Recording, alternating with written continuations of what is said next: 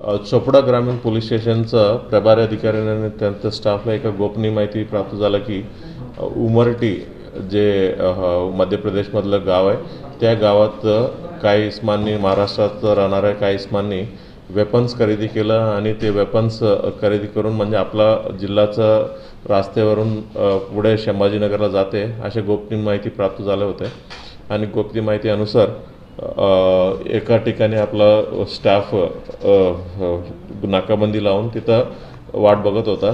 एक संशयास्पद एक टू व्हीलर आलं आणि टू व्हीलरला त्यांना थांबवून त्या दोन इस्मांचं नाव त्यांना टू व्हीलरला थांबवलं की त्यांना ना थांबवता गाडी अंगावर घेतलं आणि त्यांना त्या आपला पोलीस स्टाफ सोबत जटापट्टी पण केलेली आहे।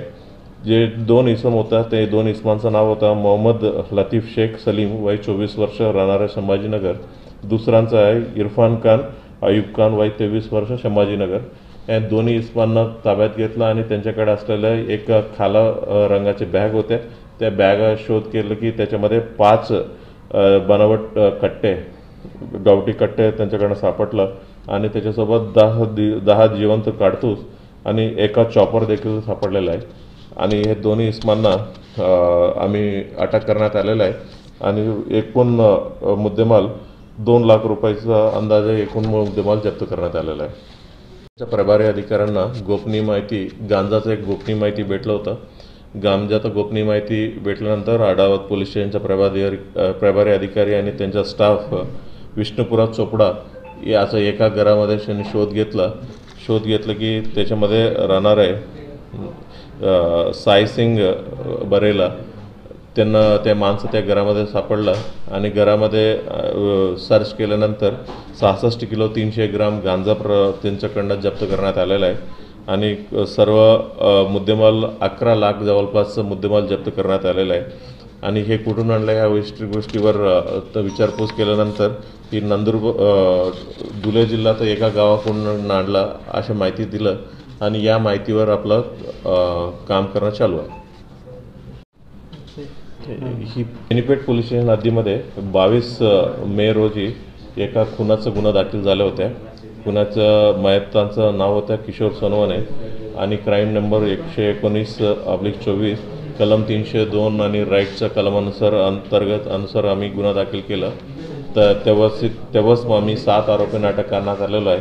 त्याच्यामध्ये जे 2 मुख्य आरोपी होते नीलू आबा उर्फ निलेश सपकाले आणि दुसरा होता अमोल छगन कोली राहणारा जलगाव। या दोघं आरोपी तेव्हापासून फरार होता आणि तेव्हापासून खूप वेळा शोध करण्यात आलेले होते आणि भरपूर प्रयत्न केला तरी यश प्राप्त नाही झाला होता। एका गोपनीय माहितीनुसार त्यांना सिंधुदुर्गमधून त्यांना अटक करण्यात आलेलं आहे दोन्ही आरोपींना। ही गुन्ह्यामध्ये मोकाचा कलम लावण्याचं आमचे प्रपोजल चालू आहे आणि IG सरांचं परमिशन भेटल्यानंतर मोका अंतर्गत कारवाई होईल। मोकामध्ये ही जे काही 9 आरोपी आहे गुन्ह्यामधला 9 आरोपींविरोधात मोका लागतो। जुलै रोजी एका व्हिडिओ व्हॉट्सअपवर फिरले होते। त्या व्हिडिओमध्ये एका इस्मांनी एक निर्जन स्थळात एक गावठी कट्टावर फायर करत होता एक छोटीशी झाडावर आणि त्याच्यानंतर या व्हिडिओ आम्हाला प्राप्त झाल्यानंतर आम्ही नेमका ही कुठून आणलेलं आहे ह्या गोष्टी LCBचा तपासात दिलं। LCBच्या टीमने ही फायर केलेल्या माणसाचं नाव आहे विशाल राजेंद्र ठाकूर राहणारा अडावत यांना ताब्यात घेतलं आणि ताब्यात घेतल्यानंतर विचारपूसामध्ये त्यांनी ही सांगितलं की ही जे काही वेपन आहे ही वेपनचं रोहन पाटील राहणाऱ्या लोणी चोपडाचा त्या माणसाचं आहे म्हणून सांगितलं। त्यांनी सांगितल्यानंतर रोहन पाटील आता सध्याचे लोकेशन भिवंडी कोणगावकडे होता। भिवंडी गोंडकडे आपला टीम गेला आणि त्या माणसाला रोहन पाटलांना ताब्यात घेतलं। ताब्यात घेतल्यानंतर त्यांना विचारपूस केल्यानंतर त्यांनी हे सांगितलं की जे देसी कट्टा जे व्हिडिओमध्ये दिसते ही चोपडामध्येच ठेवलं आहे आणि एका ठिकाणी त्यांनी लपून ठेवला असं सांगितलं।